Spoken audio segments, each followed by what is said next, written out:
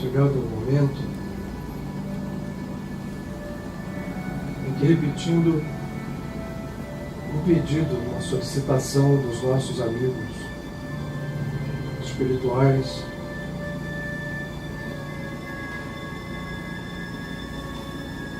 nós devemos todos silenciar e aquietar o nosso estado externo, de modo que também, lá dentro de nós, aquele rio inquieto dos pensamentos sucessivos, encadeados, e que na maior parte das vezes nos trazem preocupação ou distração, e aquietando tanto a nossa face externa quanto o nosso mundo interno, nós todos, aonde estivermos no ambiente físico dessa casa, possamos compartilhar na busca de um mesmo estado, que é certamente, ainda que não tenhamos a perfeita compreensão e a consciência do fato, é certamente o que todos nós estamos buscando. E essa é a forma, esse é o modo que permitem ao Espírito em nós, que anima todas as faces do nosso ser, se manifestar de modo mais claro. Compartilhando esse estado, nós entramos no campo daquilo que chamamos comumente, que belo comum, de comunhão, que vem da síntese da expressão comum, união, união comum,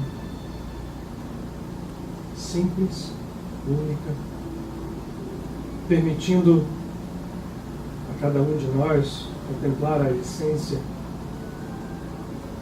não contemplá-la, participar em comunhão do seu poder. Nós todos, somados aqui em nossa vibração, em nossa entrega, em nossa oração, somos mais do que muitos somados. Nos acercamos do um, do todo, do poderoso, ainda inefável. Eu sou, que movimenta toda a criação com todos os seus universos, todos os planos com suas lutas, glórias, belezas, algumas incompreensíveis. Mas todos nós, nessa comunhão, podemos perceber de modo mais claro, sentir, saborear. E esses momentos em que, compartilhando esse estado e dele saboreando, nele vamos querer certamente permanecer por todo o tempo, porque esta é a estrada, esse é o caminho que nos foi apontado por todos e cada um daqueles que vieram pisar o solo desse mundo, manifestando em toda a plenitude esse poder. Esta é a palavra, poder. E é esse o poder do Espírito, que encontrado traz todo nós tudo aquilo que necessitamos, e em abundância tudo aquilo que possamos e queiramos. E alguém nesse estado jamais deixará de o querer. Tudo aquilo que possamos compartilhar, doando sem cessar, como faz o Criador. Canais vivos da luz.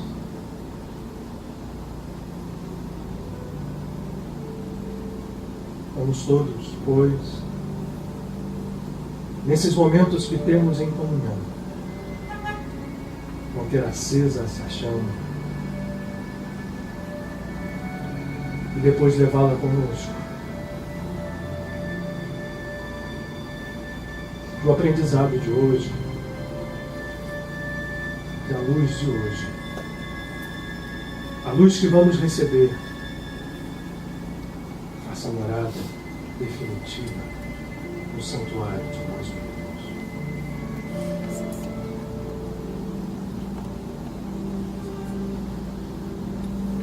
Que a paz seja conosco.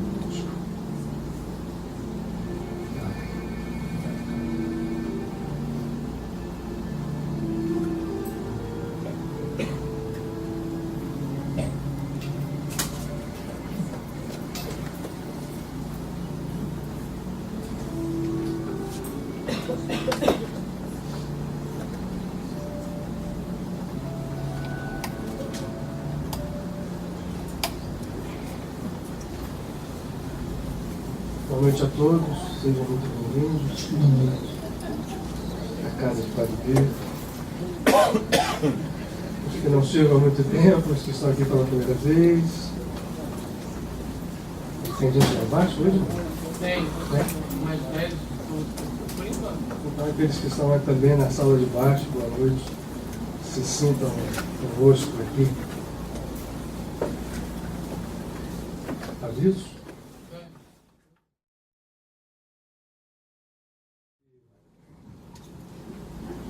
O Marco tem, ultimamente, me chega no sábado, na sexta-feira, ele me passa uns SMS assim, tema para segunda.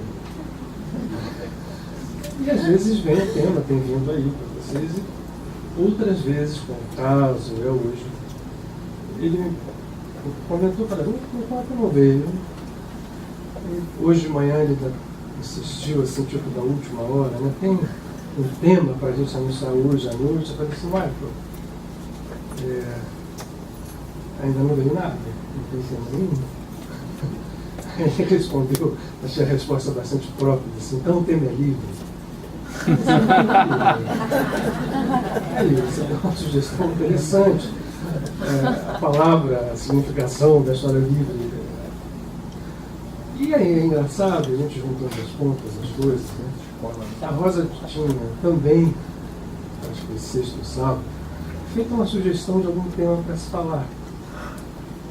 Em relação à casa, o papel que uma casa como a nossa pode realizar nesse mundo conturbado, onde a gente não tendo uma linha doutrinária, né?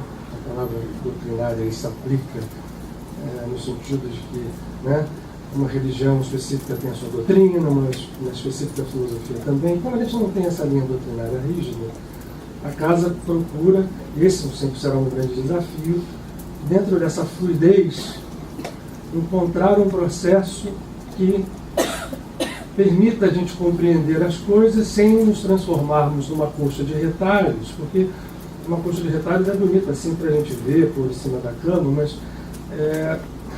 no sentido mais profundo não funciona quando a gente fala de espiritualidade.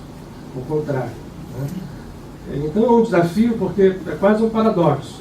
Como é que eu posso, sem ter uma linha doutrinária, encontrar uma homogeneidade no processo? Então esse é um grande desafio de uma casa como a nossa, e principalmente nos dias de hoje. E nessa história do tema livre, eu vou compartilhar com vocês, então, portanto, uma experiência que eu passei nesse final de semana, começando com o trabalho que nós temos aqui. Esse foi o primeiro trabalho do ano, esse que houve agora no último sábado. Trabalho de materializações que nós fazemos aqui, no mesmo molde que o nosso querido e inesquecível Luiz Arrocha Lima, lá no Frei Luiz, fez por tantos anos, e tive a felicidade de poder ter convivido e aprendido com ele. A gente reproduz aqui um trabalho que tem um objetivo de cura, e que a gente tem, ao longo desse ano, ele vai ainda mudar muito. Tudo ok? E esse trabalho, ele tem um fundamento que vai cada vez mais, a gente vê como a vida não... Todo daquele que acha que sabe qualquer coisa em algum momento, né? Esse é um chavão que a gente aprendeu, que o Sócrates falou pela primeira vez, mas continua valendo. E no que se relaciona ao trabalho de materialização, então mais ainda, porque eu tive no Frei Luiz uma experiência de 15 anos seguidos trabalhando assim, né? Primeiro todos os sábados, depois sábados quinzenais, entre 82, 13 anos, entre 82 e 95. E houve um momento que eu até achava que sabia alguma coisa sobre o trabalho de materialização.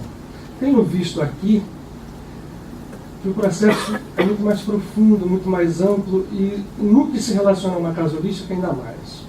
Mas houve um evento específico nesse trabalho, que era o que eu queria compartilhar com vocês, compartilhar com uma experiência que eu tive nesse mesmo dia, no sábado, e depois com o fato que nós vamos falar hoje aqui, que tem tudo a ver com liberdade.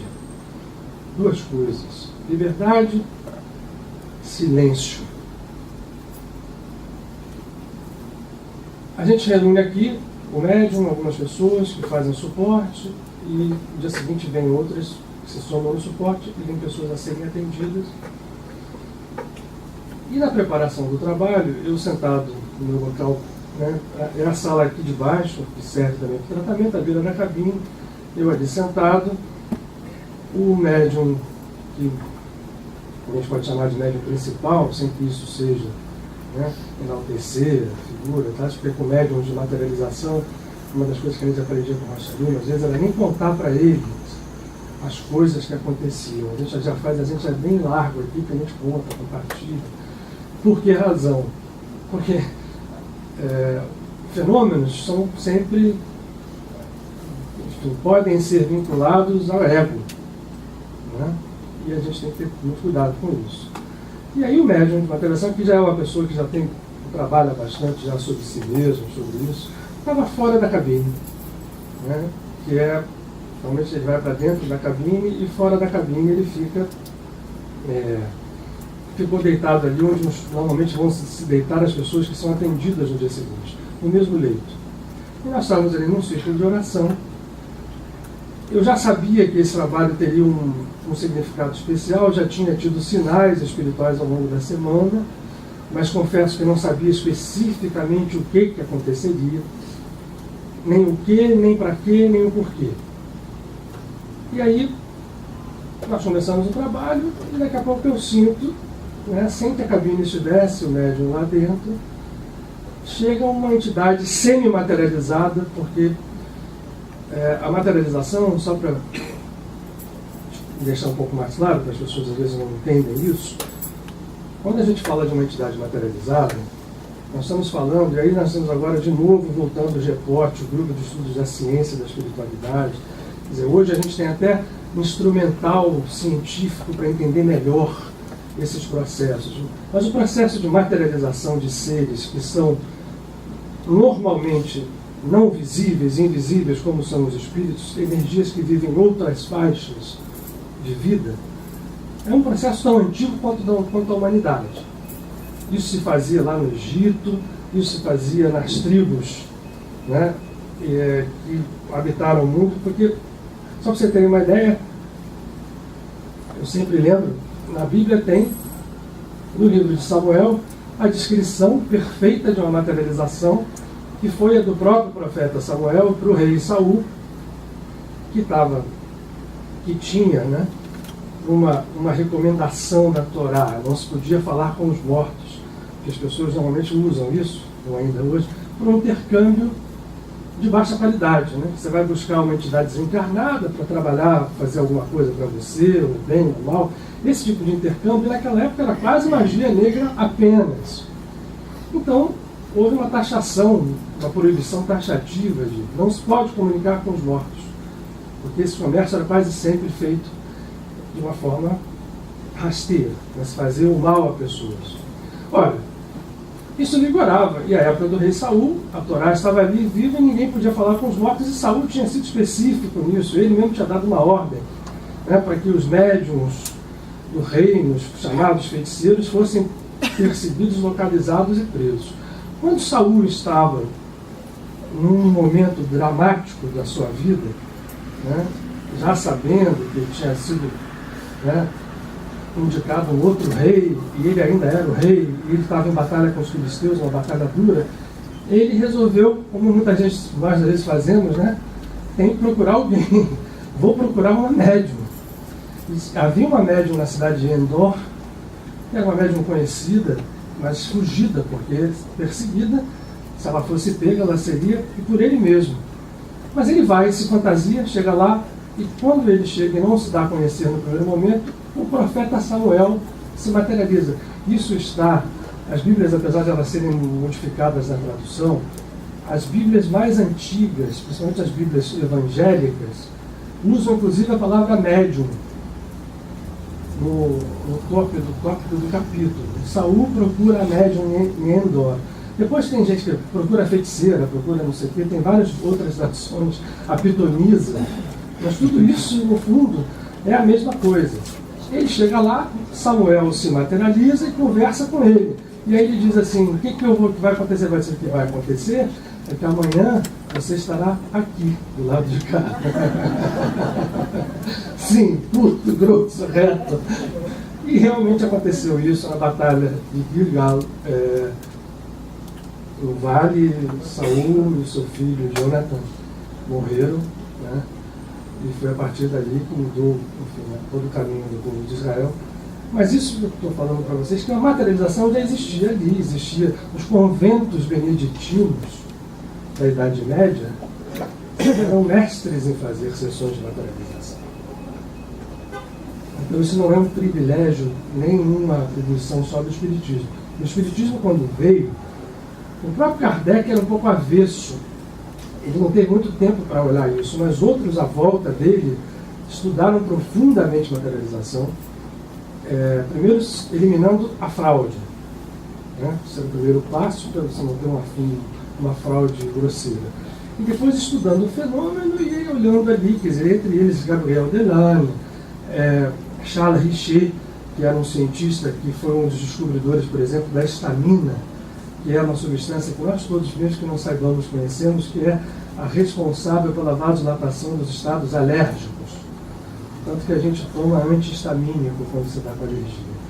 Richer, entre outras coisas, descobriu a estamina, e ele foi um que acompanhou muitos médiuns de materialização, e o Richer ficava sempre claro de que era verdade, e depois ele acreditava que não. Ele tinha uma dúvida cruel dentro dele. Ele via o espírito, via sair, via acontecer, e aí não tem jeito, não é um médium. Aí no dia seguinte vinha uma outra ideia na cabeça dele. Não, aquilo pode ser uma projeção do cérebro do médium, que vai e volta, uma personalidade. E aí se materializou, não é espírito. Muito bem, estou dando essa volta toda para dizer o seguinte. A materialização, pois então, é um fenômeno natural. E quando ela acontece, a entidade que se materializa, ela pode vir em vários graus, vamos chamar assim, de corporificação. Mas num fenômeno de materialização pleno, a entidade, e por isso às vezes confunde, e nós já vou contar até casos para vocês, a entidade vem perfeita, ela vem com o corpo. Hoje, quando a gente conhece várias dimensões, a gente sabe dessas alternâncias dimensionais, a gente sabe que a energia pode ser desmaterializada e rematerializada por muitos métodos, né? Também não é questão aqui. A gente sabe que, então, portanto, é possível que mostra claramente que nós vivemos num mundo que ele é sensível a muitas forças, que nós bobeamos e não nos valer delas. Essas forças que materializam e desmaterializam são as mesmas forças que estão dentro de nós, são os nossos pensamentos, são os nossos sentimentos. Nós temos esse poder e não utilizamos, quase nunca. Pois então, o espírito, quando chega corporificado, e ele chega corporificado mesmo, ele tem pulso, ele tem órgãos internos, quase sempre. Às vezes vem incompleto. Por exemplo, nós já vimos seres materializados que vêm sem o rosto, aí fica parecendo mesmo um fantasma. Mas para economizar energia, às vezes eles vêm só cobertos e você vai olhar, a anatomia do rosto não está completa.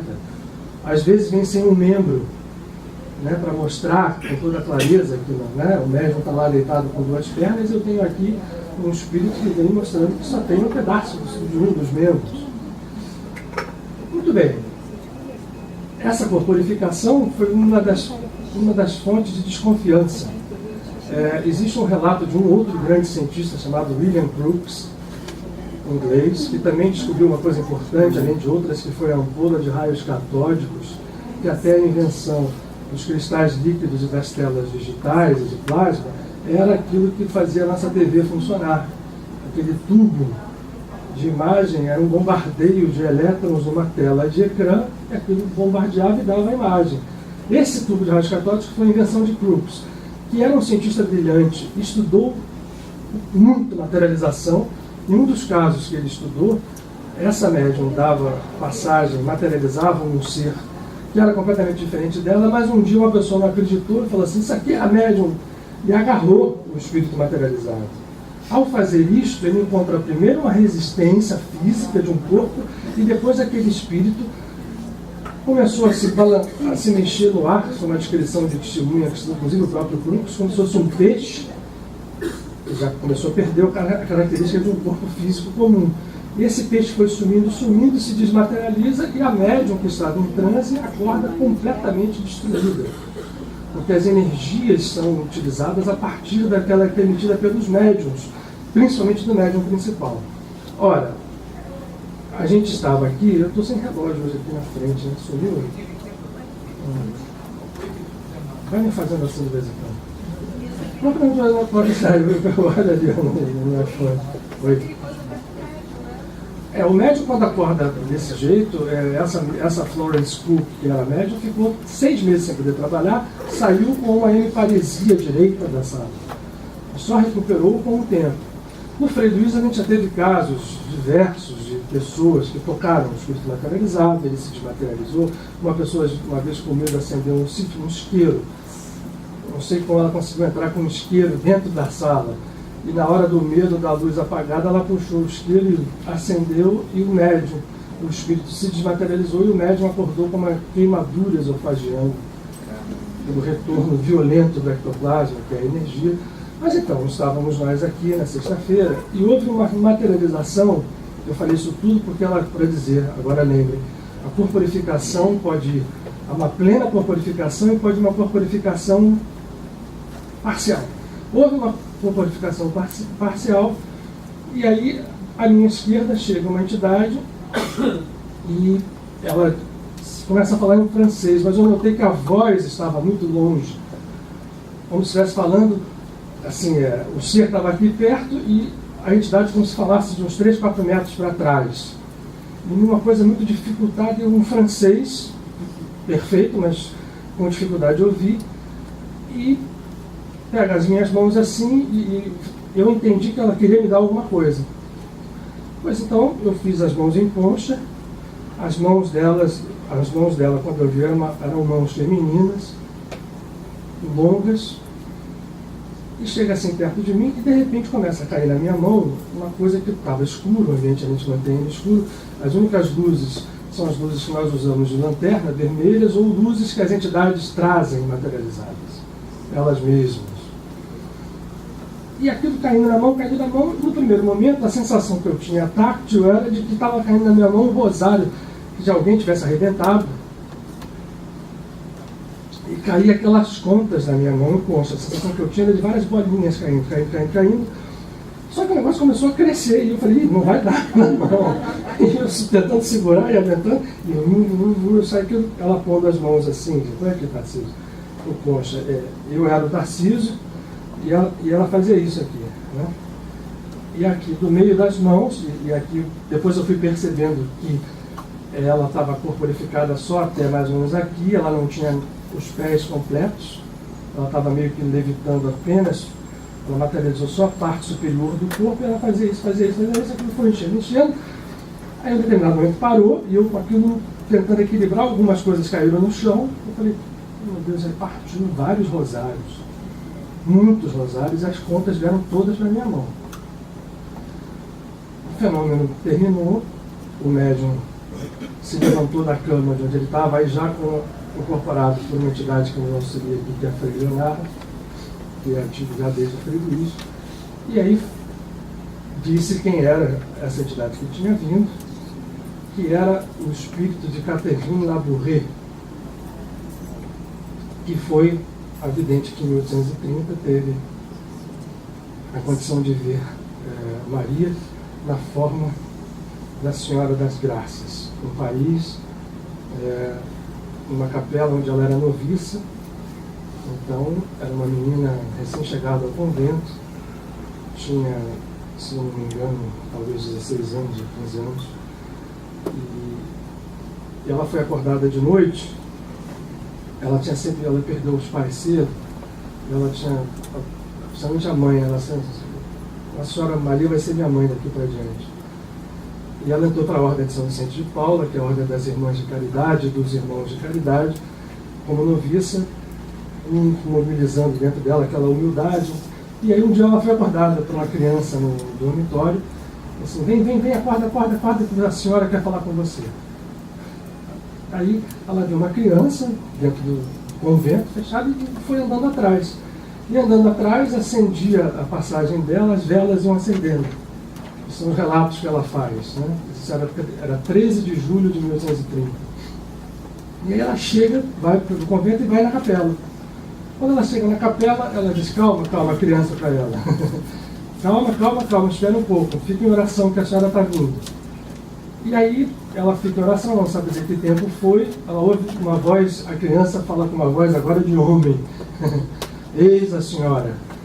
Aí ela olha assim para a cadeira do padre diretor, e na cadeira do padre diretor ela viu um barulho de panos se amassando, como se estivesse formando alguma coisa. Quando ela vê, tem uma senhora sentada, que ela percebe alguma coisa muito forte vindo dela, que era a própria Maria, e ela, ajoelhada, fica com as mãos em cima do colo de Maria e fica ali, e ela diz, relata pelo menos uma hora e pouco, conversando, ouvindo. Conversando não, porque ela disse que não teve condição de dizer uma palavra, ela só ouvia.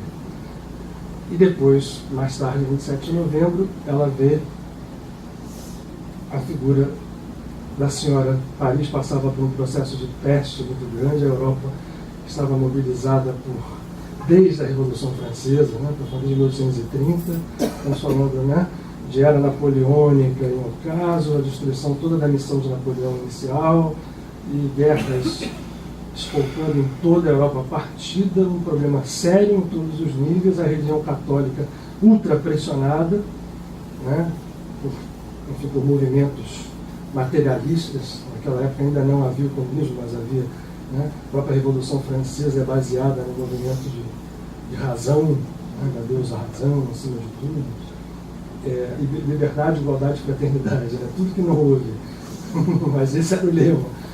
E ela ouve que a senhora diz a ela, olha, as pessoas estão esquecendo de uma coisa importante, muito importante. O mundo está esquecendo da oração.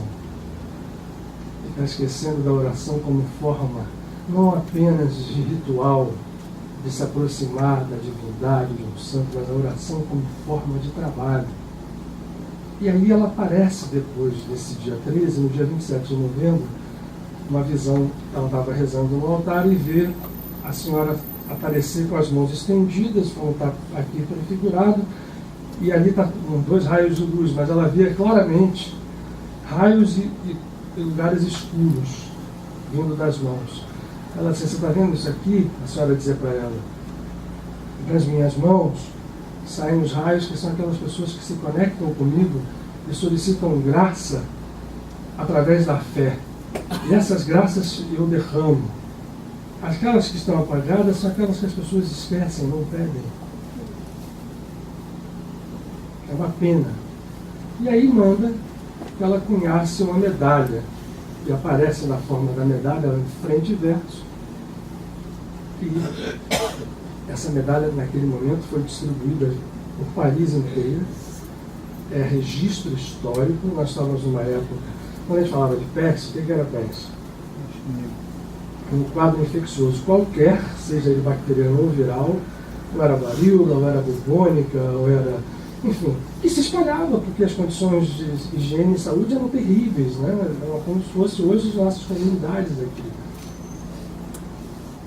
E que curava aquilo? Né? Não tinha antibiótico, não tinha hospital, como a gente tem hoje. E o registro histórico é de que esta medalha foi responsável, naquele momento agudo, por cessar a peste. Aí a gente fala assim, foi a medalha em si, o amuleto, né? Porque as pessoas dizem, o que uma medalhinha pode fazer? Ora, é claro que não foi a medalha em si no sentido material, aquela, né? Pegando uma medalha e aquela medalha vão colocar automaticamente aquilo. Aquele desenho, aquilo tudo que estava ali, era veículo. O Rocha Lima gostava muito de uma expressão que ele chamava de magnetóforo. O que é um magnetóforo? O magnetóforo é aquilo que tem uma atração, que é foro, que é óforo, né? É aquilo que é afim.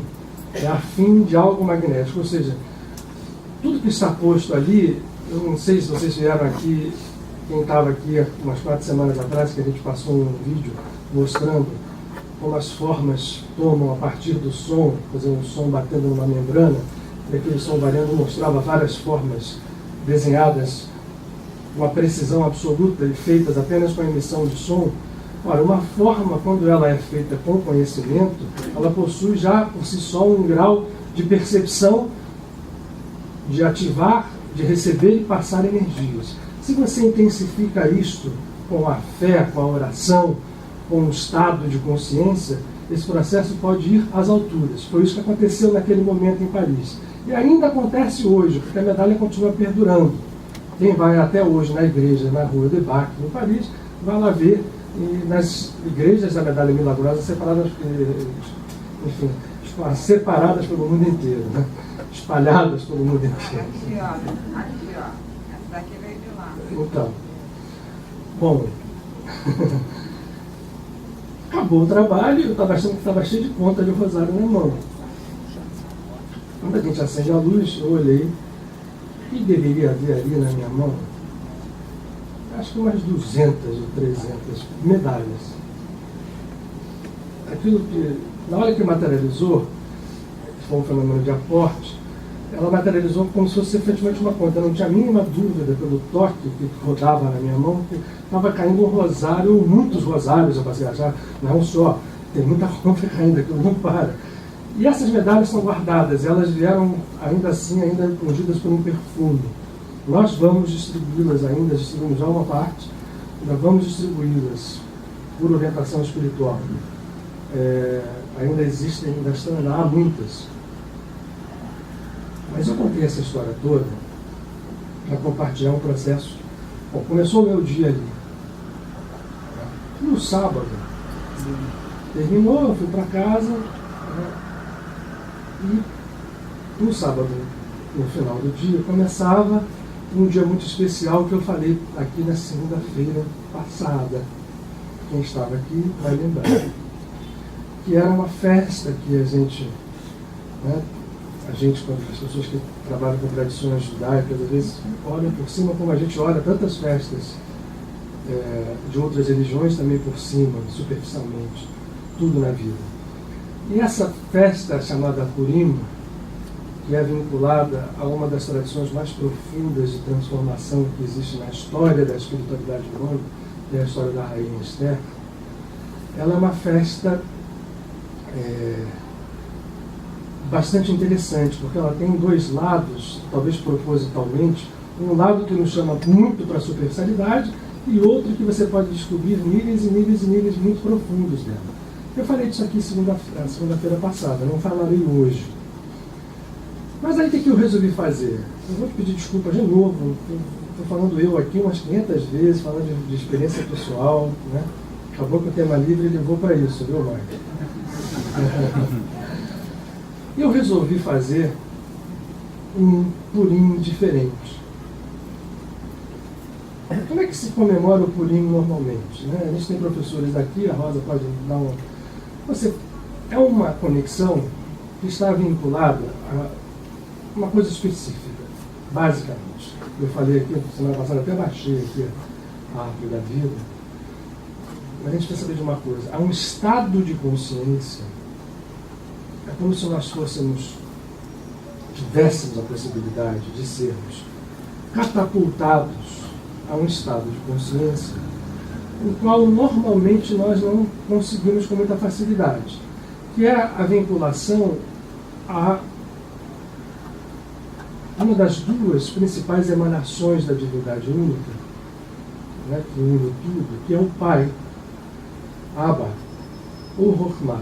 Eu falei semana passada aqui, né, não falei tudo que eu queria, mas enfim. Nesse momento de Purim, todos os anos, a gente entra num processo em que a gente permite ser catapultado ali. Por quê? Porque normalmente a gente vive num estado bem diferente disso. Esse estado de se ligar ao Pai foi o estado mais trabalhado por Jesus de Nazaré, que veio ao mundo mostrar, né, sabendo ele, certamente sabia, que todo aquele que tem uma consciência avatárica conhece certamente aqueles que tinham vindo antes dele, como Krishna, como Buda, como outros mestres, mesmo dentro do povo de Israel, como Eliardo, né, o profeta Elias, Moisés. O Cristo, né, se a gente chama assim, que mostrou a consciência messiânica para a maior parte da humanidade, uma parte grande da humanidade, talvez agora, né, tudo aquilo que foi feito em volta dele como religião, para ser sacudida na religião ainda principal, quem sabe, né, a gente não começa a perceber as raízes mais profundas. Ele levou a consciência do Pai. E essa consciência do Pai, ele apontava com muita clareza que era a semente principal de onde tudo poderia partir. E aí, quando você está no Pai, você necessariamente tem que se vincular à Mãe, porque a Mãe é o canal formador de tudo. Mas ele apontava com muita clareza sempre, e falou todas as... Se você não vê Jesus falar Mãe, Mãe, os únicos momentos em que ele fala que a relação dele com Maria era interessantíssima. Ele pedia ao Pai, mas da Mãe ele recebia a ordem. É como se ele encarasse Nossa Senhora como se fosse uma representante divina mesmo. A única coisa que ele diz, as duas referências, ele faz algumas referências que estão nos Evangelhos. Uma que ele olha assim, que muita gente não entende, quando assim, sua mãe está aí fora com seus irmãos, você está aí... Estão querendo entrar você assim, quem é minha mãe, quem são os meus irmãos? É uma referência mais dura. Mas a referência mais interessante, a referência não. O evento mais interessante são as bodas de Caná. Nas bodas de Caná, Jesus chega, isso tem tudo tem um significado, e naquele momento uma festa de casamento, alegre, todo mundo ali já, né, beberam tanto que acabou o vinho. Então, o pessoal devia estar numa boa ali. Esse vinho terminado, foram para Maria e disseram, olha, acabou o vinho, estão um problema sério, eles deviam ser parentes ou amigos, e ela foi para Jesus. E assim, o vinho acabou. Qual foi a primeira resposta dele? A resposta dele foi assim, mulher, o que eu tenho a ver com isso? Isso não tem nada a ver comigo, a minha hora não chegou. Você acha que ela falou mais alguma coisa? Ela saiu, foi para o mordomo da casa e me perguntou 2 vezes. Eu falei assim, olha só, faz o que ele mandar. Vamos dizer assim, faz o que ele mandar, porque eu vou dizer para ele o que ele vai fazer. Tanto foi verdade que eles foram lá, puseram água nas talhas, eram 6, isso é um número altamente significativo, serem 6, e aí ele manda cobrir e faz a transformação da água no vinho, que é um fenômeno natural. Outros já tinham feito isso, né? Eliseu, Elixá tinha feito isso, Elias já tinha feito, vários outros, porque isso é um fenômeno. A Maria Yogananda, no livro Autobiografia de Jung, descreve vários fenômenos semelhantes, mostrando essa lei que ele chama dos milagres, a lei de operação da vida, entendendo a vida como as raízes são mais altas. Para mexer nisso, eu preciso estar lá. Então, o fenômeno é apenas um corolário da história. Ele faz aquela transformação através da mãe. Pai e mãe não podem estar separados. Eu contei essa história para dizer o seguinte: Jesus, quando se vinculou ao pai aqui, ele sabia perfeitamente que depois tem que passar pela mãe. A deusa é a criadora. Ela que é o útero cósmico, ela que forma os universos, ela que forma a vida. É o feminino sagrado que faz isso. O pai é a semente. Os dois têm que funcionar unidos. E Jesus se referenciava ao pai porque ele foi radical o tempo inteiro. Né? Já que você vai hoje a moda quântica descontínua, Jesus é radical, ele gosta de saltos. Ele bateu muito na tecla da graça para mostrar a possibilidade de saltos, saltos internos, saltos sobre o karma, saltos sobre situações aparentemente intransponíveis, saltos sobre tudo. E isto é um salto. E Purim é uma festa que leva a este salto. Tanto é verdade que os sábios de Israel sempre dizem e vão dizer que Purim é a mais sagrada de todas as festas, inclusive mais sagrada do que Pessah, do que Yom Kippur, do que Rosh Hashanah. Mas por quê? Porque Purim nos vincula a esta semente do Pai e, portanto, traz com ela uma alegria interna completamente impossível de ser batida por qualquer coisa. E essa alegria interna, no momento em que ela é sentida e conquistada, ela pode, e acontece, ela passa para fora. Porque a história de Purim, o livro de Esther conta uma história que aconteceu em Purim, porque este período era assim, era favorável para isso. Não é porque aconteceu a história que o Purim aconteceu. A ambiência astral, espiritual de Purim permitiu que a história de Esther acontecesse. Qual é a história? Lembrando, a salvação do povo inteiro da destruição do povo judeu numa cidade específica, em toda uma região próxima da Pérsia, e o enforcamento daquele que tinha mandado enforcar na própria forca. Né? Mordecai ressurge e Haman é levado à forca que ele mesmo tinha preparado. Esse símbolo profundo mostra saltos. Saltos e saltos, às vezes, na cara do muro. E outra história também bíblica nos fala que é a história do rei Yeshayahu, do rei Ezequiel. Yeshayahu é o profeta. O rei Ezequias, que, premido por uma invasão iminente dos assírios às portas de Jerusalém, cercado, vai, e é exatamente isso, também é um símbolo. Ele pega uma carta que ele tinha recebido de ameaça do general, dizendo: se entrega, eu já estou destruindo tudo, vendo lá de cima da Galileia, tomando tudo. Jerusalém agora não briga, porque já perdeu. Ele pega essa carta e ele diz, ele vai contra a parede. Isto é uma frase que os rabis olham e estudam. Você está contra a parede, então você vai para a parede e se eleva. Dá um salto para cima. E esse salto ele chega e faz uma oração tão sentida, tão profunda, ele entrega com tanta força aquilo, que o profeta Isaías, que estava fora desse recinto, recebe mediunicamente a comunicação e diz: avisa para Ezequiel que Deus ouviu e os assírios vão partir. E realmente, quem batalha não é você, quem batalha é Deus. Daí vem uma expressão que é até muito usada pelos evangélicos, né? Usam muito essa expressão: Deus é que faz a batalha, não somos nós. Isso está no livro de Isaías, está no livro dos Reis. É a vitória que não precisou de um soldado. No dia seguinte os assírios tinham ido embora. Com Esther a mesma coisa, não precisou nada para mudar aquele assunto, só o salto. Só o salto. E esse salto é o que é preconizado pelos mestres, e foi principalmente esse salto que Jesus falou, e esse salto que é proposto em Purim. Se diz que essa festa é a mais importante, por quê?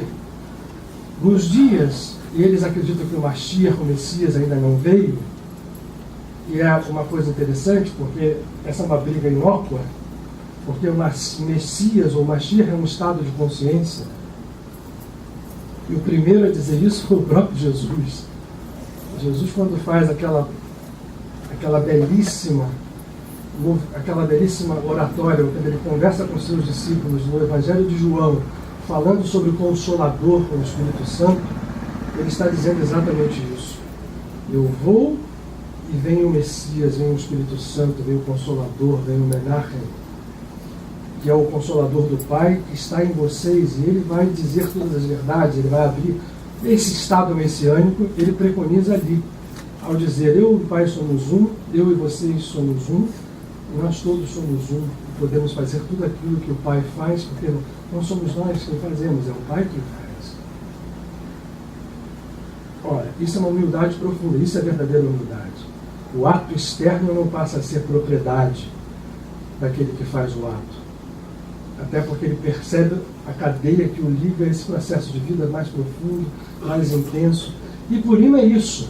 Purim, portanto, é a possibilidade, ainda que momentânea, do salto, e, portanto, é a única festa que vai ficar quando vierem os tempos do Mashiach. Tanto que há, como era Israel Baal Shem Tov, um dos grandes sábios racídicos, quem inventou o racidismo, dizia, falava uma frase que eu acho bonita, eu acho forte: Mashiach é Purim e Purim é Mashiach.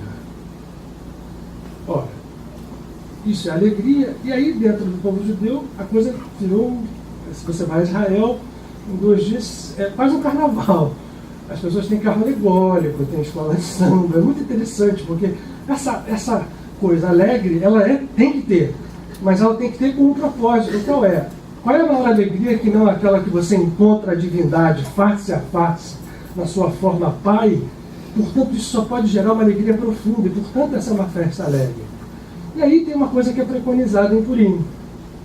Exatamente para as pessoas poderem perder a sua consciência, hoje eu vou rabiscar. Desculpem, não consegui, como eu não tinha tema, eu não consegui acionar o Marco. A gente vai usar, eu podia usar essa esfera exatamente ao contrário.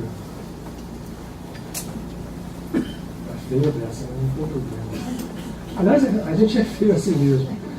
Eu podia inverter esse desenho, eu podia relacionar ele ao inverso, mas eu vou usar o que está aqui dentro como a nossa semente. Eu podia inverter isso aqui, eu podia dizer que a gente está preso aqui, que nós temos um ser muito mais amplo à nossa volta. Mas vamos entender, vamos convencionar que aqui nessa superfície, eu fiz até um trecho assim mais...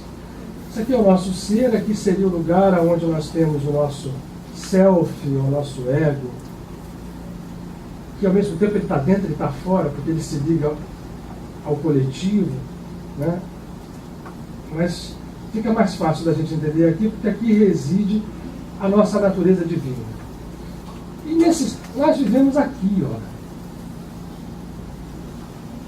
E na verdade a gente pode viver até em algumas faixas mais profundas,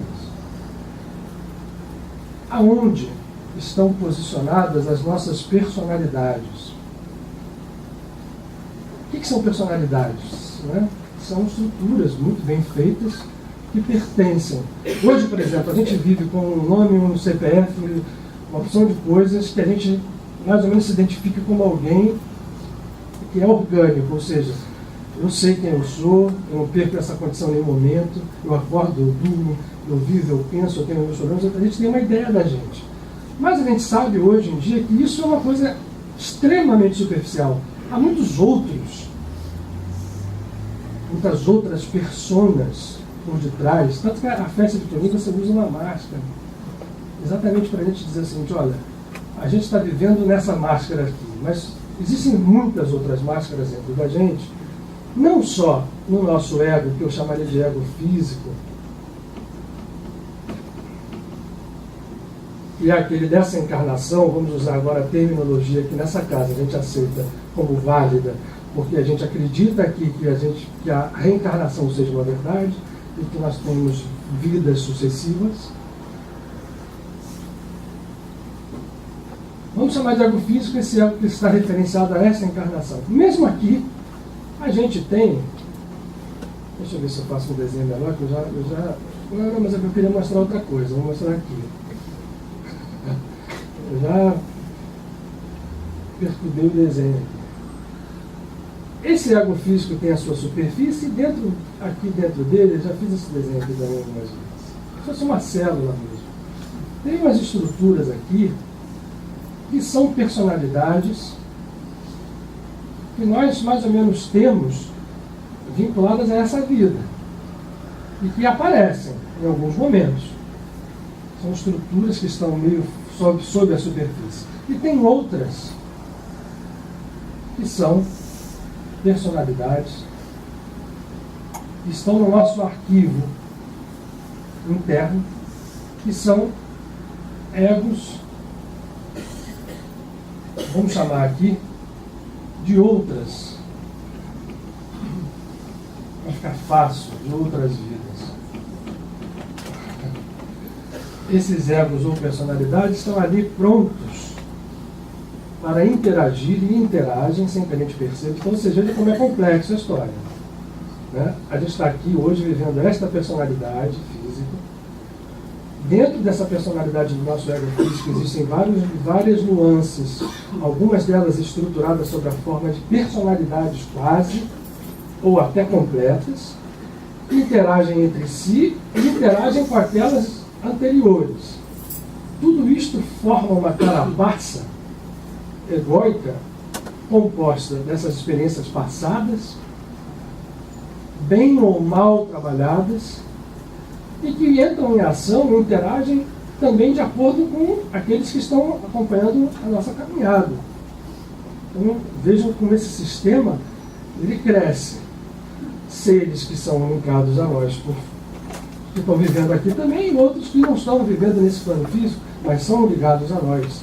Essa estrutura aqui leva uma série de coisas a acontecer e a gente acaba esquecendo que a saída para resolver este problema, porque é lícito que a gente faça,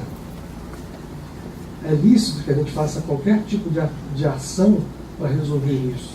Vou dar um exemplo. Todos os tipos de psicoterapia, de todas as escolas, são válidos para que a gente entenda isso aqui e trabalhe isso. Nós temos escolas desde que a psicoterapia foi reconhecida como algo que não era maluquice, ou se foi trazida para o campo da ciência, isso existe. Temos dentro dos tratamentos espirituais, depois que a gente viu que o processo não era tão linear como parecia, o surgimento daquilo que se chama apometria, que leva em conta essa complexidade aqui para poder trabalhar espiritualmente processos. Ora, isso tudo é válido e deve ser tanto qualquer tipo de psicoterapia, quanto tratamentos espirituais que levem isso em condição ou a conta. Acontece que isso tudo é válido, ok, mas nós esquecemos, seja quando a gente se entrega, né, a uma busca espiritual, seja quando a gente se entrega a uma busca de achar respostas para nós, para os nossos problemas. Vou repetir, são válidas todas essas ações, a gente esquece do mais profundo, do mais simples, e é onde na verdade está o salto. Não vou falar salto quântico, essa palavra, mas é uma espécie de... Como é que acontece? O que é um salto quântico? Né? Quando a gente fala, às vezes, o que é um salto quântico? Tudo hoje é salto quântico, a gente não... Oi. Mas é claro, quando a gente fala psicoterapia aqui, está incluída a psicoterapia de vidas passadas, boa lembrança. Porque ela vai lidar com esses núcleos aqui, que são as personalidades anteriores. Isso aqui, gente, é uma coisa dinâmica. Se eu fizesse um filmezinho aqui, eu faria assim, ó. Isso aqui englobando na outra, aí vem a outra, põe a outra aqui, aí vai para cima, como se fosse uma opção de amebas interiores dentro desse nosso ser, que são esses personagens. Isso tudo se reflete no nosso ego físico. Nesse exato momento, quando a gente para, que vai ser o final da nossa conversa, Isso aqui vai ter que ter um cunho prático, por mais livre que seja essa história, não é jogada no ar. O cunho prático é a gente entender que esse processo todo, ele age aqui, fica agindo, fica nos influenciando o tempo inteiro, e se reflete no mínimo momento que vocês querem testar esse processo, basta vocês fecharem o olho e tentarem meditar. Ou basta vocês acordarem de manhã e pararem para olhar para a gente mesmo. Né? O que vai aparecer na nossa tela mental, na nossa tela afetiva, eu chamo assim, né? São as nossas angústias, são os nossos problemas, são as imagens mentais daquilo que a gente tem medo. Não é isso? Na maior parte das vezes. Que alguns chamam, né, daquela ziquezira interna, que aquilo fica falando. Isso é uma conexão de forças muito intensa, seja aqui, e às vezes tem outras figuras aqui coadjuvando esse processo. Né? Assim, imagine que a gente tenha, numa dessas vidas aqui, criado um amigo do passado, daqueles que quer acabar literalmente com a gente. E esse amigo do passado vai chegar ali e vai fazer assim: esse cara agora vai ficar só pensando naquilo que eu quero. Então, assim, a gente tem outras circunstâncias agindo. Mas, basicamente, se não tivesse nenhum desses amigos do passado, nós teríamos a nós mesmos. O Yogananda sempre brinca, quer dizer, como é que você vai... Você vai ver isso na hora que você para para meditar, quando você para de pensar. Para para pensar, fecha o olho e você vai ver. Vem a preocupação do dia, vem isso aqui, vem, daqui a pouco começa a chegar uma sensação de uma coisa que você está com medo, ou começa a ver aquele pensamento fixo, aquela ideia de coisas, né, que estão ruins na cabeça. É um processo que a gente lida com ele porque ele vem acompanhando a gente.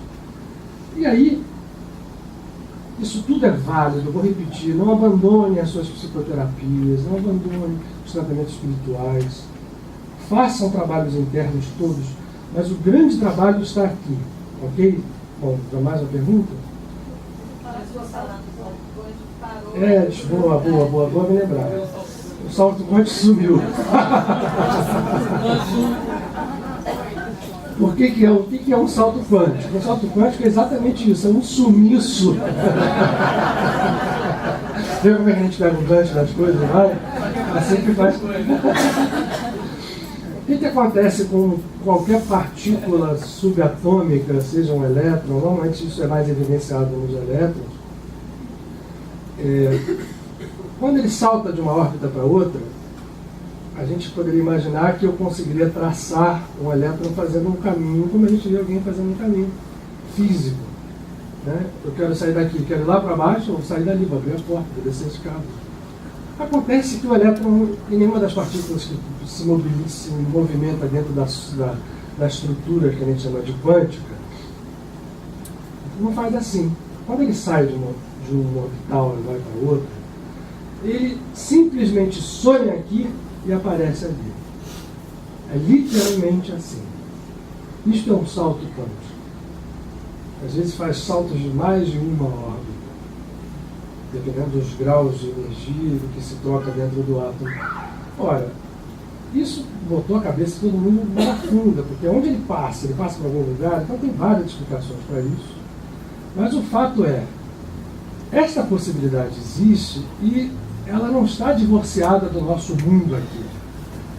Tudo que a gente fala de milagre, de campo dessa lei, que o Yogananda chama muito bem de lei dos milagres, as entidades que percebem essa consciência aqui passam a ter um acesso a isso aqui com a facilidade que a gente tem, né? Aí vamos ver um tema que o Michael lembrou, de um diretor que está num filme que quer editar o filme.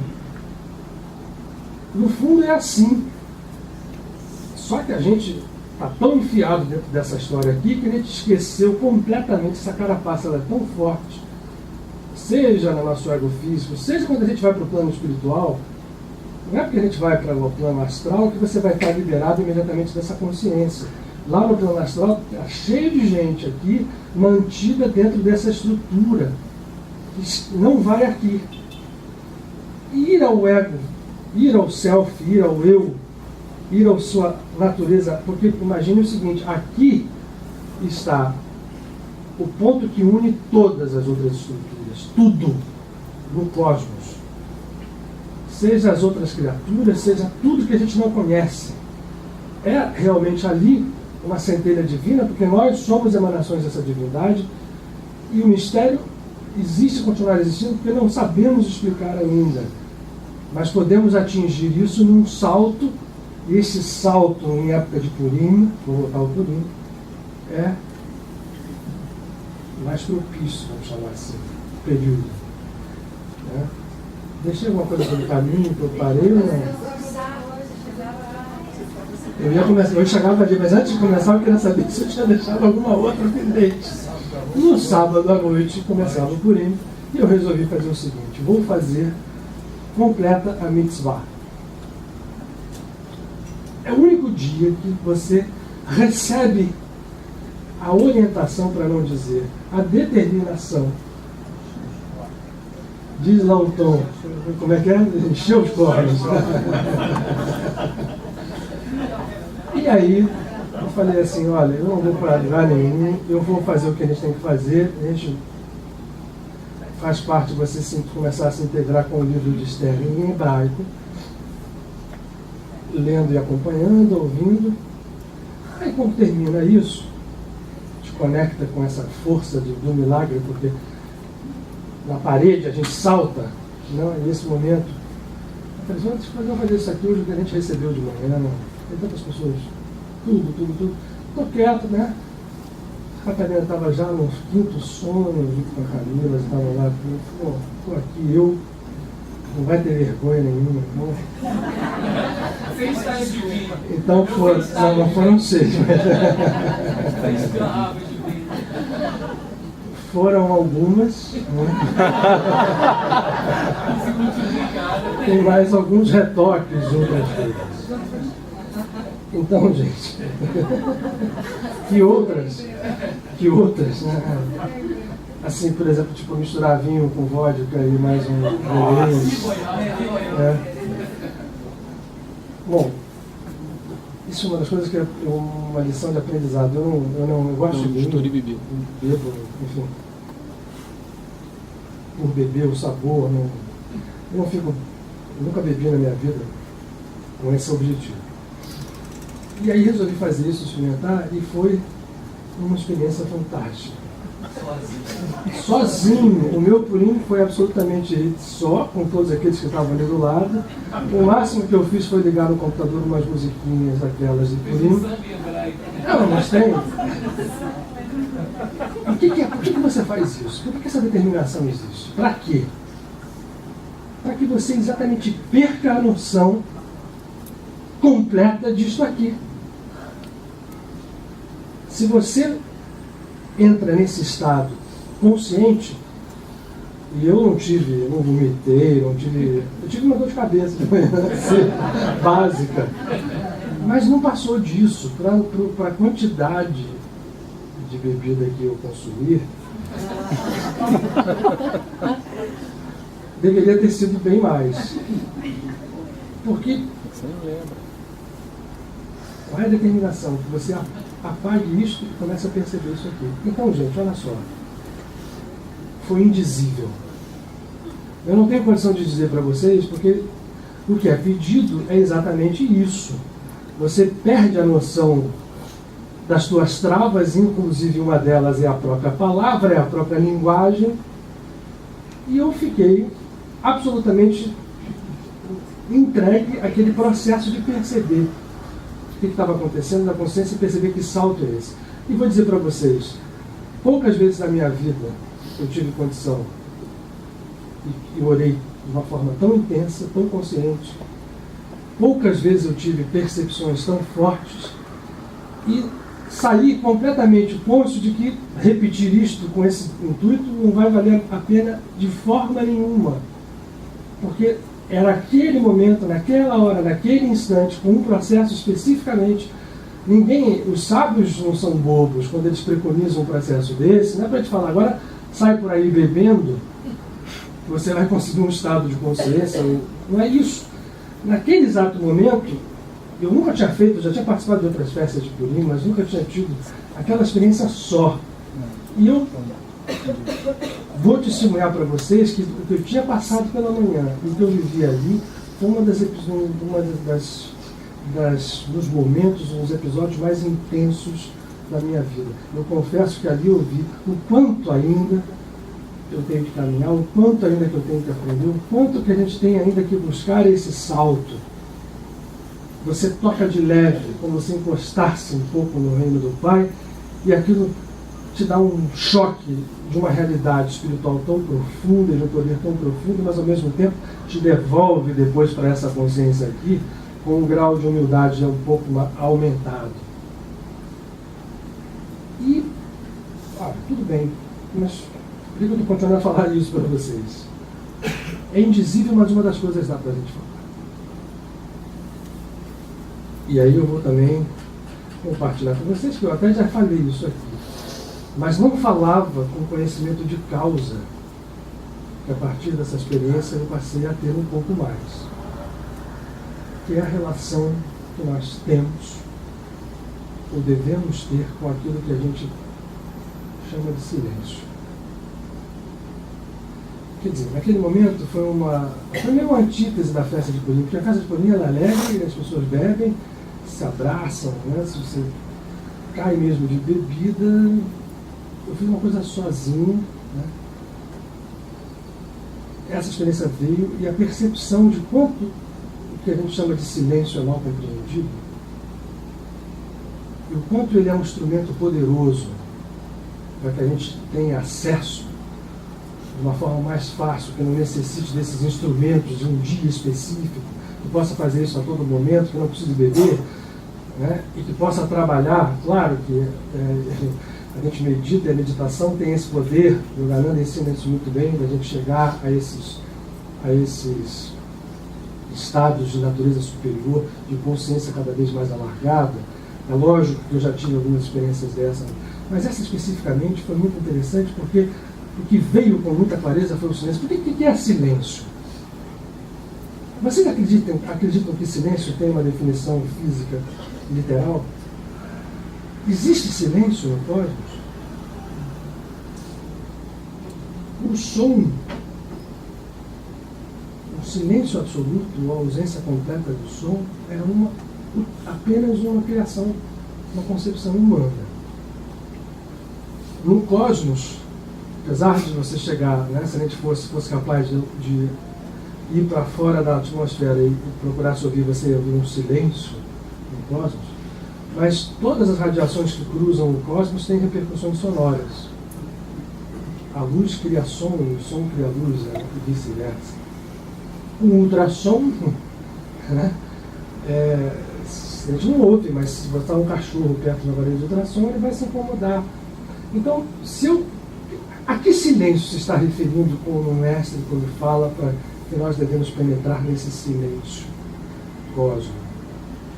E aí é onde a experiência que eu contei toda essa baboseira para compartilhar com vocês. Esse silêncio é uma única e só coisa. É o cessar da algazarra que nós fazemos com o poder do verbo. O silêncio em si, ele é poderoso, como o potencial infinito é, à medida em que ele acontece dentro da gente. Porque, o que é? Na hora que eu fecho os olhos, que eu me ponho numa atitude interna de percepção, me preparando para meditar ou para orar, a primeira coisa que eu vou encontrar é essa ausência de silêncio interno. Nós vamos encontrar os nossos pensamentos, aquilo que a gente falou, os nossos medos, as nossas angústias, né? As pessoas vão começar a sentir o corpo, vão ver as coisas do corpo que incomodam. Isso tudo vai começar a aparecer, e vai aparecer sempre que a gente se posiciona em direção àquilo que a gente chama de silêncio. Só há um. É esse silêncio que nós estamos buscando. No momento em que a gente percebe isso, que a gente avança, começa realmente a se fazer o silêncio. E ele, por definição, só existe agora e aqui dentro de nós. E esse silêncio que nós conseguimos dentro de nós vai nos permitir, aí sim, ouvir uma palavra cósmica criadora que está não só espalhada por toda a criação, ou por todos os planos da criação, como a sustenta. Palavra esta que é a fonte da nossa própria algazarra, porque para os hindus, por exemplo, é Om. O mantra criador, o som do Espírito Santo, ou a força criadora que emana do Pai e da Mãe unidos. Mas esta fonte, que é essa energia, ela é distorcida por nós, porque nós somos ela.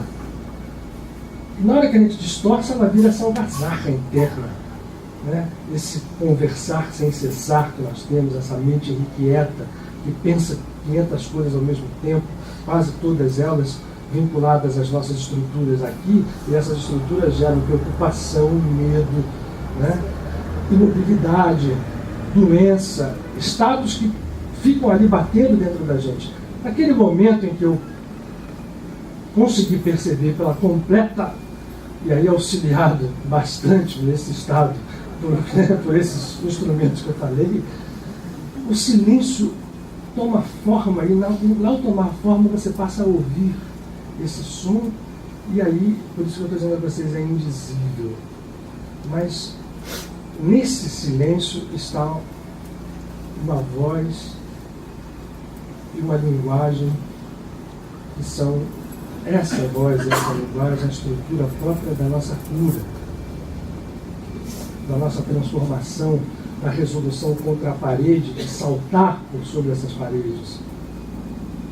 Esse silêncio, ele, ao mesmo tempo que ele acontece dentro de nós, ele nos habilita a uma linguagem sublime, uma linguagem divina, portanto criadora.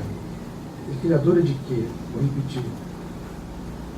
De saúde, por curar, de transformações, por nos vincular a essa fonte de onde nós todos viemos, da qual não nos desligamos. E se nós nos mantivermos nele, ele vai tomando conta de nós. No primeiro momento a gente vai se tornar alguém que é filho, o silêncio se faz dentro da gente, portanto, no momento que ele se faz por dentro, cessa esse diálogo interno, essa algazarra, passa a agir dentro de nós essa voz, esse som, esse verbo. E ele, no primeiro momento, a gente tem que calar mesmo a voz externa, porque essa voz externa está quase sempre desvinculada do processo. Mais profundos, mais intensos, e ela passa a ser um instrumento de perturbação e não de criação. Então essa voz externa vai refletir os nossos julgamentos, vai refletir as nossas maledicências, vai refletir o nosso papo furado, que a pior coisa que existe é o desperdício da palavra, por nós não termos dentro de nós o silêncio, esse silêncio que é só nosso, que vai nos levar à fonte do verdadeiro verbo, porque não há silêncio no cosmos. Esse silêncio, ele apenas é a primeira roupagem de algo muito mais profundo, uma voz muito mais profunda, muito mais, portanto, poderosa, harmônica e criadora. Esse silêncio, na verdade, é som, mas é um som bem diferente daqueles que nós emitimos, seja internamente, no pensamento, seja na voz. Portanto, nós temos que fazer silêncio. Então, o silêncio é um instrumento para que nós cheguemos a encontrar o silêncio que vai nos desvendar esse universo. E o poder que esse universo tem para nos passar. Qual é a história prática dessa coisa? Uma das coisas que a gente vai aprendendo, que pode chegar nele, a meditação é um instrumento, mas esse silêncio, quando ele é tocado de leve, ele habilita a nossa oração a voos mais altos, a voos mais profundos. Então, quando a gente experimenta nele, a gente tem um ganho adicional imediato. Pode até não ser percebido no primeiro momento, mas a oração passa a ter um instrumento, passa a ser um instrumento mais real para nós. Ela deixa aquele reino da estrutura ritual, da coisa que a gente aprendeu que é bonito fazer, que você agrada a Deus você rezando, mas que a gente não vincula muito ao fluxo da vida. A partir desse momento, a oração, quando você conhece o silêncio, ela passa a ser um instrumento válido, porque ela é o canal que nos remete, junto com a meditação, a manter a encontrar esse silêncio que fala, essa voz cósmica, e a manter essa ligação com ele, aberta, permeável o tempo inteiro. E um segundo passo, que é esse que nós todos vamos procurar atingir, e naquele momento eu posso dizer a vocês que eu tive um vislumbre, e isso me animou mais a seguir esse caminho e a convidar vocês a estar em conjunto nessa busca, foi de perceber que esse estado de silêncio, no momento que está implantado dentro de nós podemos nos valer da linguagem externa, permanecendo internamente em silêncio. Não sei se eu consigo ser claro. E aí, naturalmente, a gente não será mais aquelas pessoas faladoras à toa, né? Quer dizer, falam.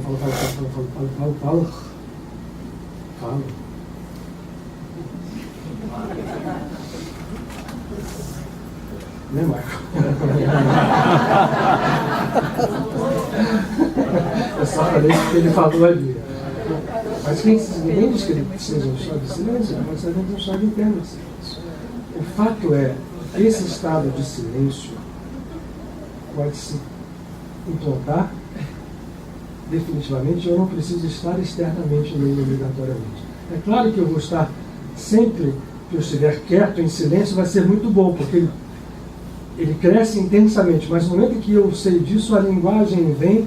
Agora, também uma percepção cada vez fica mais clara de que a linguagem é dela, mas é impotente para expressar a grandeza desse silêncio. Por isso existe a poesia. É por isso que existe uma percepção espiritual como é a do Zen budismo.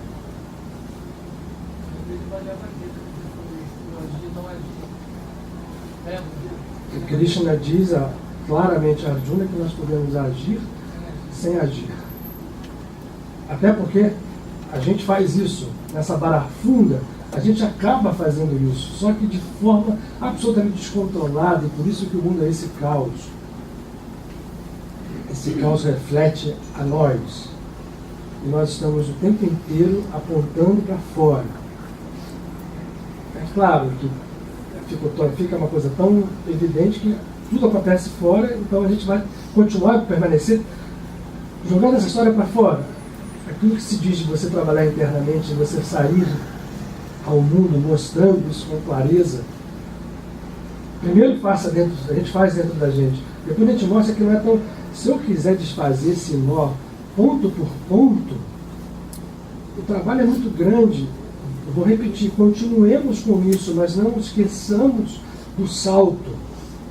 Esse salto é fundamental, e ele tem um poder que a gente encontra a partir do encontro do silêncio, quer dizer, fazer o silêncio dentro de nós, é silêncio mesmo, e encontrar aquele silêncio sonoro, uma voz imperceptível, que é a própria criação manifestada, aí já à nossa disposição, para que a gente possa agir com consciência absoluta de filhos do Criador.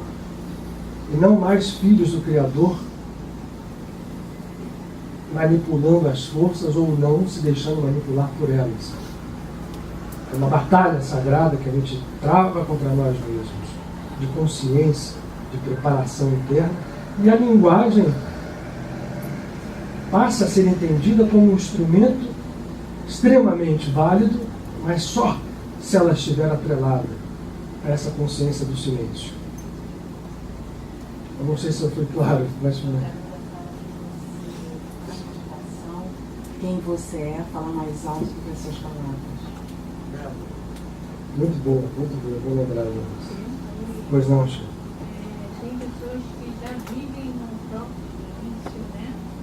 Pessoas novas que vivem no próprio silêncio. E as pessoas julgam que, tipo assim, só no olhar não vale. Tipo assim, ela tem que cumprimentar, ela tem que falar. O que você me diz disso? Deixa eu ver se eu entendi o que você está dizendo. Alguém que chega e vive no silêncio não cumprimente as outras pessoas que chegam perto? Assim, olhar. Olha, olhar não, olha só. Veja. Olha as nuances, olha os nuances das coisas. A gente precisa ter uma noção, assim, se você vai viver numa sociedade, você tem que entender que você nem sempre vai ser compreendido. Se você estiver nesse estado, olha, e eu estou cumprimentando com o olhar, mas não direi bom dia, pode ser que a gente não seja entendido e a gente não vai brigar com o outro por causa disso. Me lembrou agora uma história, não, eu sei, por outras pessoas, que não, essas pessoas, elas têm que, eu acho que a pessoa que está nesse nível de consciência, ela vai ser condescendente, de repente, de dar um bom dia para o outro ainda que, né? Não, eu estou brincando, estou falando sério mesmo. Até a pessoa ela percebe que ela eventualmente pode agredir alguém, né? Porque ela está num estado tão profundo. Mas ao chegar perto de alguém, aquela pessoa não percebe isso. E ao não perceber isso, vai interpretar o seu silêncio como uma agressão. Eu acho que ela pode ter a compaixão de repente, dar um elogio, falar. Né? O estado interno de silêncio, lembra que eu estou dizendo? Esse estado não muda, eu posso falar. Eu estou falando de um estado interior. Esse estado interior, ele vai com a gente. Então eu continuo no estado de silêncio, posso estar falando, posso estar yogananda, voltando a ele. Ele dizia que havia 2 tipos de samadhi, ou mais, né? Mas ele diferenciava 2. Né? O sabikalpa, que era o samadhi, evidentemente, um estado de sentidos elevados, em que a pessoa perdia toda a vinculação com os sentidos físicos. E o nirvikalpa samadhi, que era aquele em que o ser em samadhi vivia como uma pessoa comum. Andava, conversava, mas ele estava permanentemente em samadhi. Dentro dele ele estava nesse estado de silêncio, mas aí ele falava, ele cumprimenta, ele dá bom dia, ele faz tudo. Eu só estou dizendo isso, essa história que a gente às vezes atribui as coisas muito literalmente, né? Aquela história que o Ramakrishna contava, do menino que estava montado em cima andando na rua, que tinha saído de um ashram, que ele sabia que nós tudo era Deus, e nós estávamos vinculados, que nada, né? Deus era tudo, e é mesmo. Mas ele saiu com aquilo de uma forma tão literal que ele foi para a rua e no meio daquela confusão da rua vinha um cara montado num elefante, sai da frente, elefante, sai da frente, elefante. Eu falei assim, lógico que eu não vou sair. Eu sou Deus, o elefante é Deus, o cara é Deus. Eu vou ficar aqui porque isso não vai acontecer nada. Por que eu vou sair da frente de Deus se eu e Deus somos um, o elefante é Deus e BUM! Naquele momento, uma cauletada da turma. Ele foi falar, a Krishna se queixar. Assim, olha, a gente tem que aprender a identificar as coisas nos seus mínimos detalhes. Né? Primeiro, sim, claro, se você estivesse num estado que você não está, se você dominasse perfeitamente essas leis, você certamente poderia sim se desmaterializar ali na frente do elefante. Ainda não foi. Mas Deus não abandona a gente não, de toda forma. Sabe onde ele estava? Não. Ele estava no cara, te avisando. Olha o elefante. Então, assim, a gente tem que ter muita, sabe, na vida, olhando as coisas com muita propriedade, entender que a gente sabe, toda estrutura muito fechada, ela pode às vezes nos trazer, né, e às vezes gera dúvida, às vezes, na gente. Pode levar ao outro lado. Você ia falar? Não, eu queria que você falasse um pouquinho mais sobre essa estrutura, né, a coisa do salto quântico, do quanto que a gente pode e consegue, principalmente nessas situações, nessas fendas, como o Purim. Porque quando você estava falando ali e mostrando o quanto a gente esquece, faz milhões de trabalhos, conscientizações, aprofundamentos e tal, mas esquece a essência, de entrar em contato com a essência. Nesse contato é que você pode fazer o salto quântico, né? Me veio o Babaji. E o quanto a gente, com esse estudo, né, de física quântica ligada aos milagres, a gente conseguiu compreender como é que ele aparece e desaparece, como é que ele materializa e desmaterializa. Né? Então vamos fazer o seguinte, esse já é o tema do próximo encontro. Já são 9h20. Mas olha, essa é uma coisa bem interessante que a Rô está lembrando, porque um ser dessa natureza, para ele a matéria é simplesmente um processo que faz parte do que se chama de ilusão cósmica, que essa palavra às vezes também tem a gente não entende por ilusão, mas que é algo que está subordinado perfeitamente a uma consciência crística. Então um Babaji, por exemplo, pode se materializar aqui, né, como está no livro, né, que ele fez para Lahiri Maharaji, como ele fez na selfie do Yogananda mais uma vez, né, vários monges chegaram a ver. Né, conta até uma história que o Yogananda uma vez chegou uma criança correndo pelos jardins da selva, vem cá, chamando, não sei quem era, se era, não sei se era, como é aquele que desencarnou, que era velhinho, Bhaktananda, e mais uns outros, vem, corre. Aí quando chegou, corre, era para mostrar o Baba materializado numa gruta, meio assim no jardim, completamente materializado ali, conversou com eles e depois foi. E o que a gente vê aqui, né?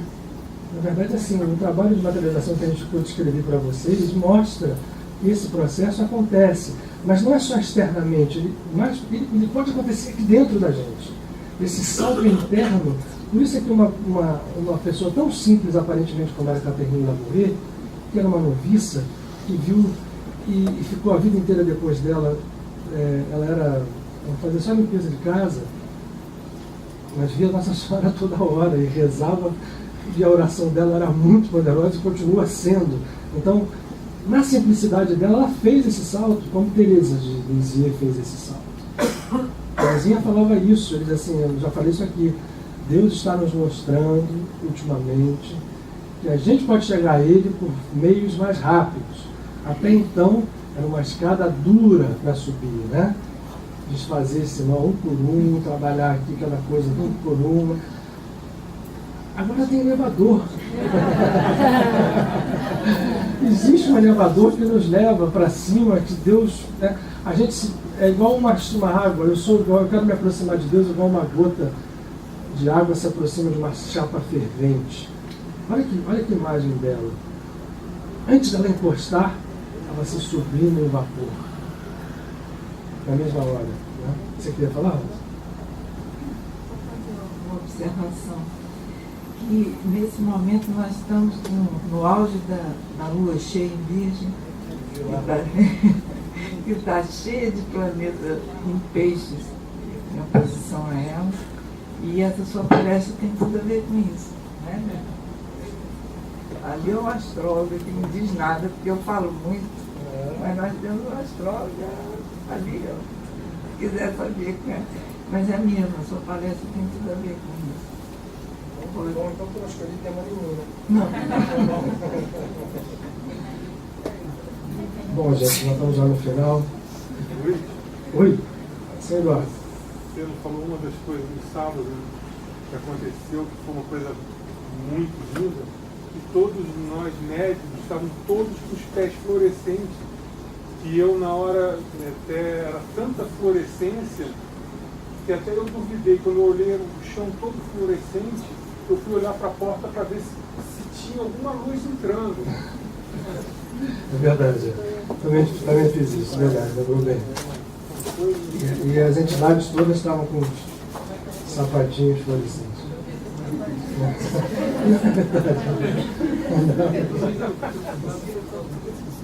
Hein? Sobre? Que horas são? Sobre 5. Se você quiser fazer um comentário curto, é bem recebido. Então deixa para o próximo.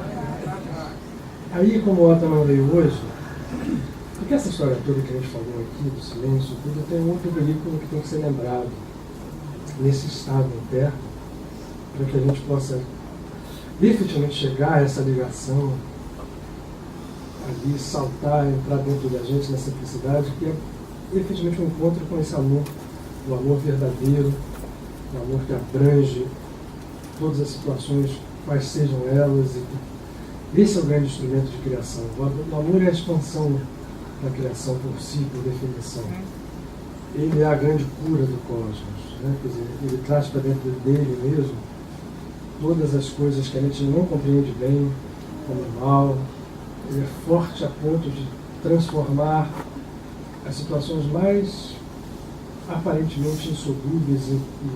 E aí eu fiz, para a gente fazer semana passada eu fiz uma meditação. Hoje eu queria, homenageando o Otto que não está aqui, ler para vocês um texto de um dos grandes mestres que compreendeu isso como poucos, como Jalaluddin Rumi fez, mas esse, e principalmente aqui, na nossa casa faz todo sentido, chamado Ibn Arabi. É um grande poeta. E aqueles, só para vocês lembrarem, no disco do Maurício, do Mar, Canções do Mar Sem Fim, aquela canção Dos Dois Lados do Muro, que o Otton fala, um poema de Ibn Arabi, meu coração está na Kaaba, está no Evangelho Cristão, meu coração, né, ele está em todos os lugares, porque o amor é o meu, não estou me lembrando aqui, os camelos da amor me levaram, lá estarei eu. Boa. Isso aqui é dele. E ele nos fala, basicamente, dessa percepção de alguém que fez o que a gente, eu descrevi para vocês um momento em que deu um toque ali, cheio de artefatos auxiliares. Esse aqui viveu nesse estado por muito tempo. E aí a poesia é a linguagem que transmite isso com mais facilidade. Mas o poeta tem essa linguagem do silêncio. Ele consegue transmitir com a sua linguagem aquilo que o silêncio diz, porque certamente o poeta é alguém que vive, ao menos em algum nível, dentro desse reino, o grande reino do silêncio. E aí diz Ibn Arabi: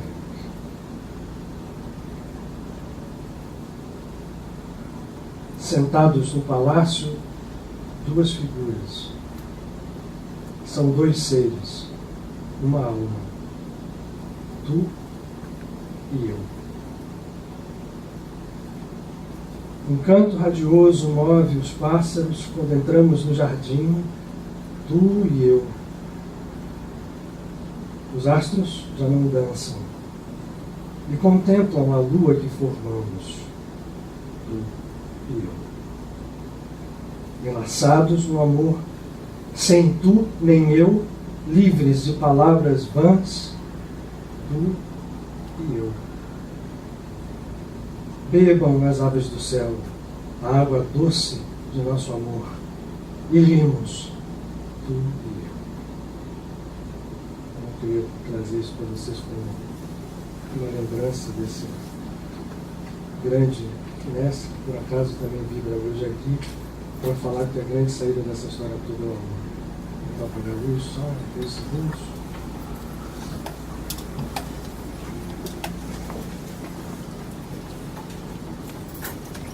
E aí a gente fecha os olhos.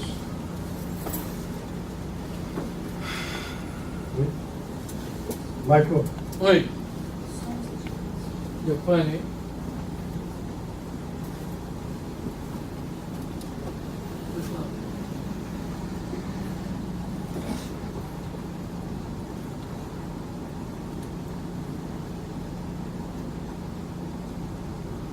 Aproveitar aqui a presença dos nossos amigos espirituais, fazer valer a nossa oração. Ela traz cura para a nossa alma, ela traz libertação das nossas cadeias milenares, quando compreendida assim.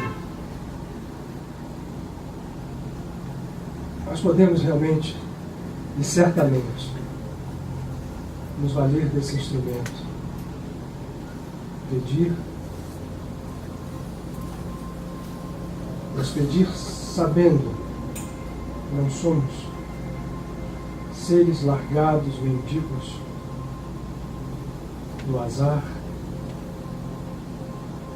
mas que temos, ainda que de um modo inconsciente, criado um destino que é possível mudar, ser mudado. E a oração é o fio poderoso que nos conecta, junto com a meditação, a esse silêncio onde a voz que fala é a voz que nos diz e dirá sempre: aquieta-te e vê que eu sou.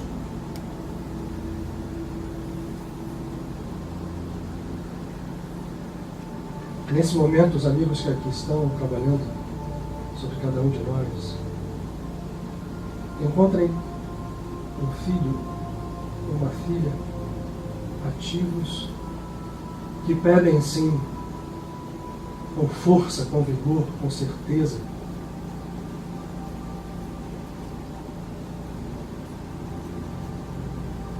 mas não só por si próprios. Pedimos pelos nossos amados, filhos, pais, maridos, mulheres, amigos, mas o exercício de compreender a vida em toda a sua grandeza, em todo o seu poder e em todo o seu desafio nos faz ir além e pedimos para que tudo que é um receba nesse instante. E nele se incluem aqueles que não querem que caminhemos, aqueles que batalham contra nós. De alguma sorte, a responsabilidade é nossa. O que queremos agora é dissolver essa realidade sublime que apenas o silêncio profundo nos traz. Dissolver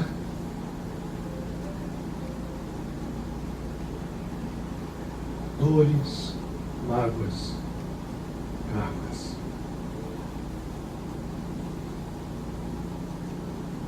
E mergulhar e simultaneamente voar.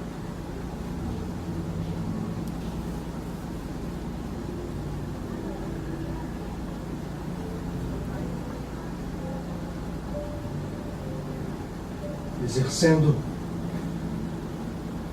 a oração e o amor.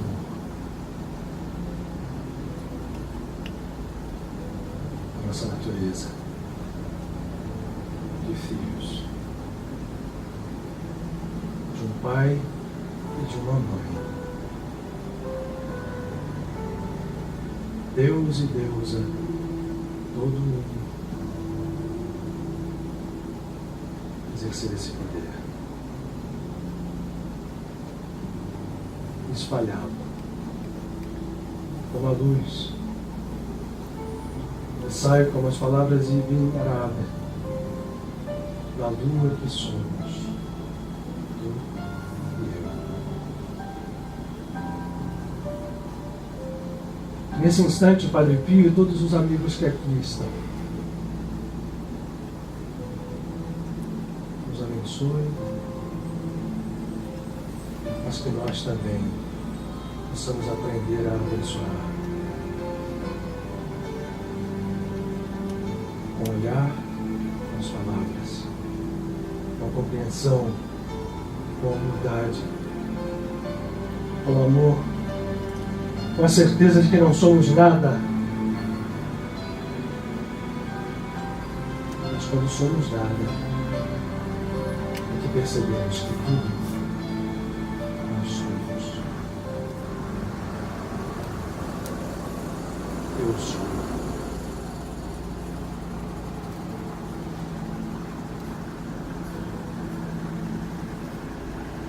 Que essa paz esteja conosco sempre.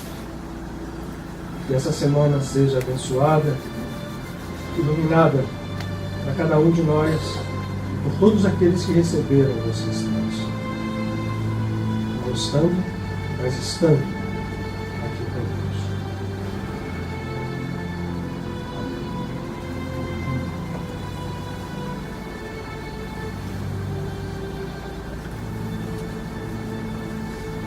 Obrigado a vocês, desculpem qualquer coisa. Até a próxima semana. Ótima semana.